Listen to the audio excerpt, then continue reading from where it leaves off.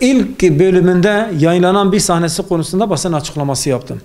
Mardin'in kültüründe, inancımızda, örfümüzde, genelinde biliyorsunuz Mardin işte farklı dinlerin, dillerin, kültürlerin asırlardır birlikte kardeşçe yaşadığı ve hiçbir kültür, hiçbir din, hiçbir ırkın örfünde, adetinde olmayan öyle sahneler getirdi. Sanki burada Mardin'de yaşanıyor gibi. Biz paylaştık. Bazıları çıkıyor, ya işte bu dizi bizim tanıtımımızı yapıyor, turist buraya geliyor, siz ne istiyorsunuz burada? Ya tamam da Mardin'de çekiliyor, Mardin'de böyle şeyler yok.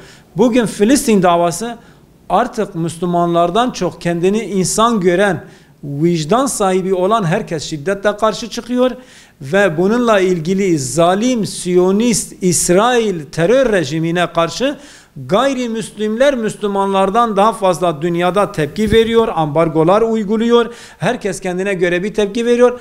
Mardin gibi bir yerde bu tür uygulamaların olması çok vahimdir. İnsanlık adına vahimdir, Mardin adına vahimdir.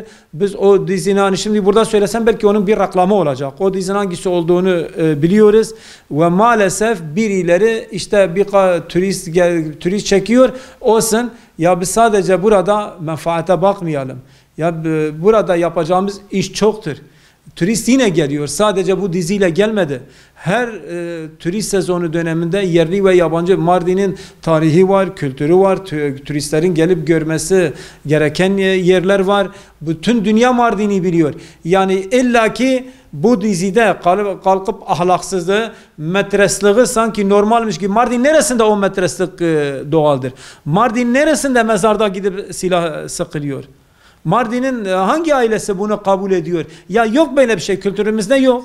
Yani bunları Kültür Turizm İl Müdürlüğümüze çağrıda bulunduk. Maalesef şimdi burada işte aile değerimize, inancımıza, toplumumuza, örfümüze, geleneğimize yönelik, bu saldırılara yönelik bir açıklama yaptığımız zaman önce bu yani Allah ıslah etsin. Önce bizim içimizdeki bunu korumakla görevli olan makamlar, yetkililer, onların sahip çıkması gerekir, onların görevidir.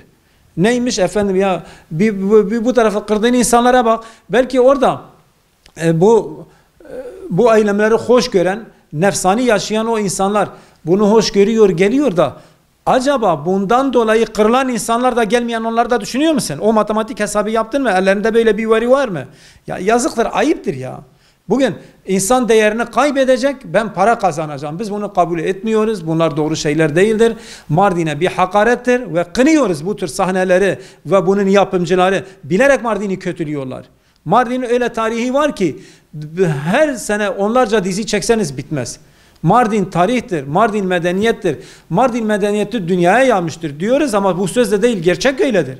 Dünya Mardin'i bizden daha fazla biliyor, Mardin'in değerine olduğunu biliyor. Şimdi birkaç tane ahlak bozucu insanlığa, zalimlerin reklamını yapacak bir dizi mi Mardin'i değerlendirecek? Olmaz olsun, o değersizleştiriyor Mardin'i. Mardin bu değil.